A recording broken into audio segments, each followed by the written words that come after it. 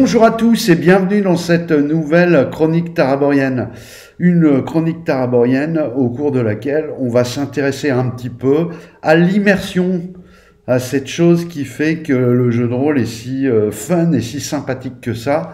Enfin, moi personnellement, c'est ce que je pense. C'est vraiment que par rapport à d'autres jeux, tels que des jeux de plateau, etc., eh bien, avec le jeu de rôle, on a une immersion qui fait qu'on est dans la fiction. À certains moments, on est plutôt spectateur. À d'autres moments, nous avons des leviers qu'on peut actionner pour intervenir directement sur ce qui se passe dans la fiction. Et dès lors que toute la table parvient à soutenir un niveau d'immersion intéressant, eh bien, pour le coup, là, les parties deviennent vraiment géniales et tout le monde s'éclate et tout le monde en redemande. Alors, j'ai appelé ce podcast Images mentale et immersion. Pourquoi? Parce que en fait, je me suis rendu compte depuis maintenant un an qu'on fait des petites expériences entre guillemets dans la façon dont nous pratiquons à la table que j'anime. Eh bien, c'est vraiment ce qui va favoriser le fait que les joueurs sont vraiment dans la fiction, sont vraiment immergés dans cette fiction, c'est vraiment la qualité les possibilités qu'ils vont avoir de se faire des images mentales. Alors pour ça, nous, on a testé pas mal de dispositifs en fait, en termes de mécanique pas de résolution, mais de comment nous pratiquons en fait à la table. On a testé, comme tous les gens qui jouent en virtuel, toutes ces interfaces qui proposent la gestion de feuilles de personnages, éventuellement le fait de pouvoir cliquer pour jeter des compétences, porter des attaques, etc. Bon, on a un petit peu, moi j'en ai testé plusieurs, du Roll20, du Fantasy Grounds, etc. Et puis depuis un an, on a eu toute une démarche, notamment avec un ami à moi qui est quasiment tout le temps présent sur la table, parce qu'on n'était pas satisfait de cette chose-là. On a remarqué qu'au-delà des aspects pratiques qui prennent en charge certains calculs, bon, alors ça pourrait être bien. Malgré tout, en fait, on le paye en termes d'immersion parce qu'on est à cliquer sur les interfaces, etc. Donc, on est revenu à quelque chose de beaucoup plus simple. En réalité, nous jouons en vocal uniquement. Voilà, chacun des joueurs a sa feuille de personnage imprimée, idéalement, ou ça peut être en PDF sur l'ordi, mais imprimé c'est encore mieux s'il l'a vraiment en physique devant lui. Chacun des joueurs a ses propres dés et fait ses tirages lui-même. Ce qui ramène un petit peu aussi à le côté fun de jeter des dés pour de bon et de ne pas juste cliquer sur une interface. Nous avons également enlevé tout ce qui était illustration. Qui sont c'est un peu le piège parce que ça, de prime abord, on a l'impression qu'on augmente la qualité des parties lorsque par exemple il y a un PNJ à faire intervenir et que vous vous contentez de partager avec les joueurs la photo du PNJ. Nous sommes bien évidemment dans une société de l'image et nos petits cerveaux sont tout à fait entraînés à immédiatement, effectivement, réagir à une image. Par contre, ce qu'on a remarqué, c'est qu'en fait, c'est très pratique sur l'instant, mais il n'y a rien à faire. Ça n'imprime pas aussi profondément un portrait de PNJ ne va pas imprimer aussi profondément les joueurs qu'une bonne description de PNJ qui va durer peut-être 2 minutes, où vous allez décrire le PNJ. L'image est plus claquante. Alors effectivement, il y a pas mal de choix en plus sur Internet, on peut assez facilement récupérer de belles illustrations.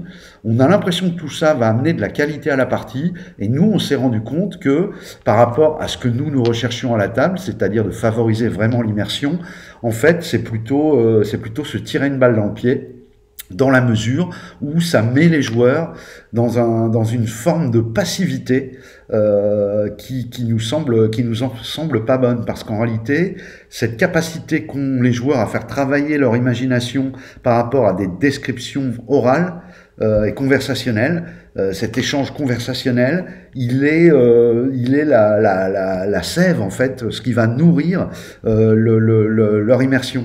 Et pour ça, pour qu'ils soient toujours sur la brèche entre guillemets et toujours sollicités pour faire marcher leur imagination et rester immergés, eh bien, quand vous l'entrecoupez avec des visuels, des choses comme ça, eh bien, ça ressort les joueurs là-dedans. On s'approche plus du jeu vidéo, en fait, et pour le coup, ça fonctionne moins bien. Alors, c'est assez contre-intuitif parce que quand on le voit les premières fois, on est tous super contents.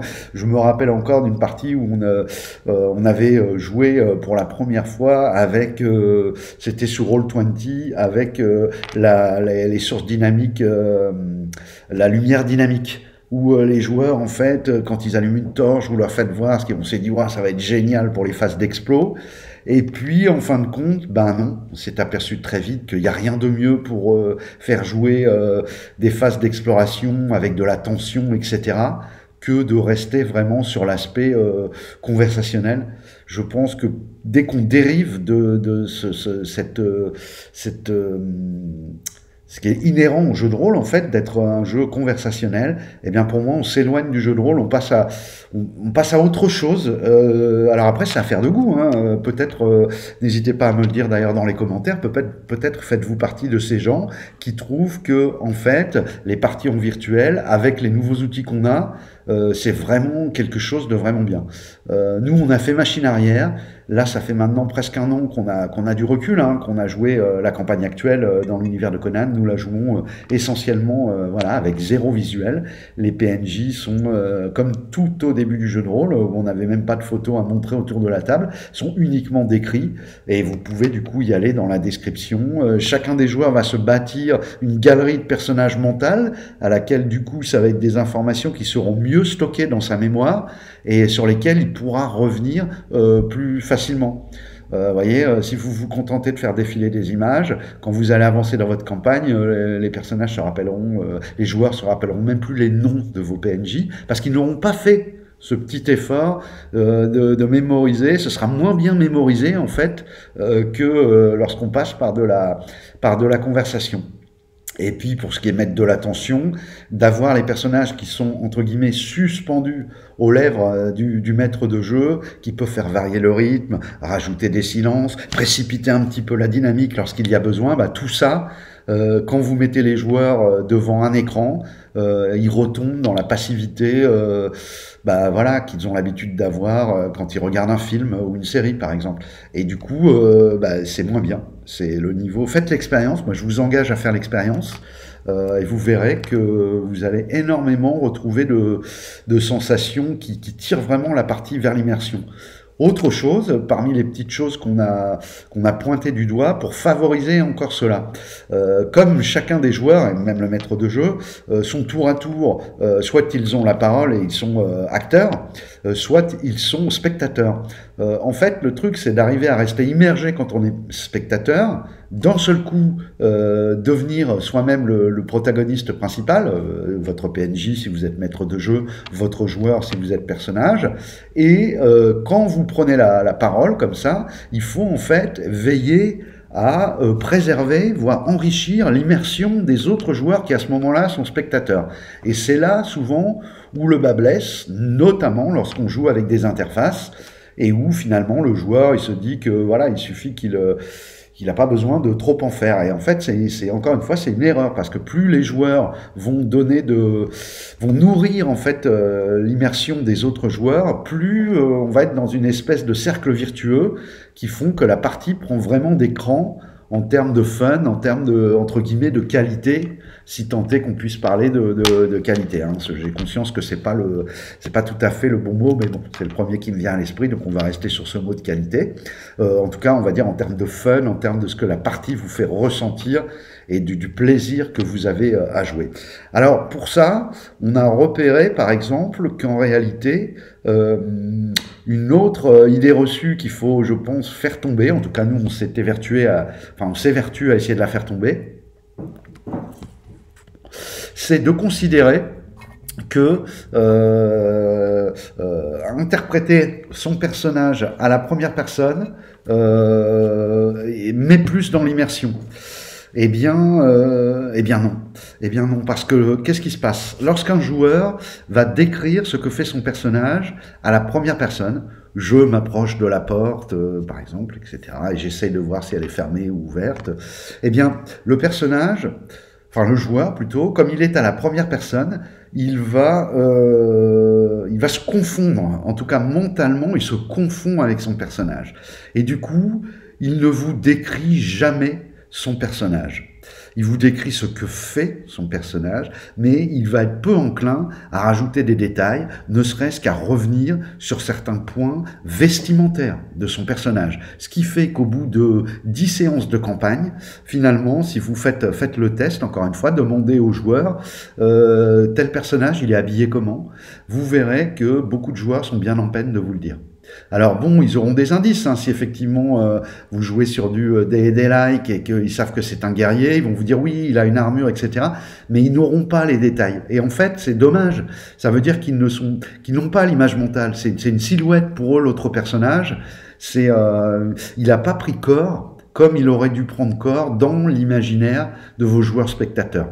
Alors que si vous demandez à vos joueurs de décrire ce que fait leur personnage, mais en faisant comme s'ils étaient réalisateurs qui prenaient la caméra et qu'ils reculaient et qu'eux-mêmes sont en train de visionner leur personnage qui est devant la porte, c'est là que le joueur va avoir beaucoup plus de facilité, ça va venir beaucoup plus naturellement pour lui de décrire la cape de son personnage qu'il va mettre sur le côté pour avoir les bras un peu plus libres, les outils de voleur dans leur petite trousse en cuir qu'il va sortir. Tout ça, c'est grandement facilité si les joueurs parlent aux autres en disant « vous voyez le nom du personnage qui s'approche de la porte et commence à repousser sa cape dans son dos, sortir de son sac à dos sa petite trousse d'outils de voleur. Et là, il y a du détail. Et là, la partie prend d'écran. Et surtout, l'immersion prend d'écran. Et vous imaginez ça, c'est vrai pour les scènes où les joueurs vont utiliser les scènes de roleplay, ou les scènes où les joueurs vont faire de l'exploration, utiliser leurs compétences. C'est également vrai dans le combat. Si les joueurs s'expriment à la première personne, je porte un coup, je donne un coup d'épée, ça va plus souvent être ce type de déclaration un peu lapidaire, pas très cinématique, que si le joueur fait un zoom arrière et visionne lui-même, est en capacité de visionner la scène dans laquelle son personnage est en scène et où il donne son coup d'épée. Parce que là, en plus de son personnage, il va voir les adversaires de ses personnages, éventuellement l'ensemble général, une partie de la zone de combat, avec tout le décor, avec toutes ces choses-là. Et c'est ça aussi qui va lui permettre d'aller piocher dedans pour nourrir les autres personnages. Et comme je vous le disais, c'est un cercle virtueux. Donc ça va engager les autres à le faire, etc., etc. Encore une fois, faites l'essai, vous verrez. Peut-être d'ailleurs jouez-vous déjà de cette façon-là. Nous, on est vraiment satisfait il y a plus de résultats de cette façon-là. Il faut garder la première personne lorsque vous avez du dialogue ou lorsque le personnage veut s'exprimer. On n'interdit pas non plus la première personne, mais on essaye de favoriser la troisième personne qui, encore une fois, c'est très contre-intuitif. Au départ, on a l'impression que ça va être moins bien. Et au final, nous, on s'est aperçu que ça nous convenait mieux, en fait, par rapport à ce qu'on voulait simuler, émuler autour de la table. Voilà, c'est quelques petites réflexions sur l'immersion. Peut-être vous-même avez-vous d'autres expériences dans vos parties. N'hésitez pas, comme d'habitude, vous m'en faites part dans les commentaires. Et puis voilà, on en discute, on partage ensemble. Et c'est toujours intéressant de voir un petit peu quelles sont les différentes pratiques, quels sont les problèmes rencontrés, et puis surtout ce que chacun à sa table est parvenu à mettre en place pour essayer d'aller vers ce qui lui plaît le plus. Hein. L'important, toutes les façons de jouer sont bonnes. Hein. Encore une fois, là-dessus, on est tous d'accord. Le problème, c'est que à titre individuel, chaque personne va avoir une façon de jouer, un type de jeu qui va lui faire passer un meilleur moment, tout simplement. Donc, ne nous privons pas de passer à côté des choses, ne passons pas à côté des choses simples. Voilà. J'espère que cette vidéo vous a plu. Je vous dis à très bientôt. N'hésitez pas à liker, à partager, à vous abonner pour ne pas rater de vidéos futures. Je vous dis à très bientôt. Au revoir.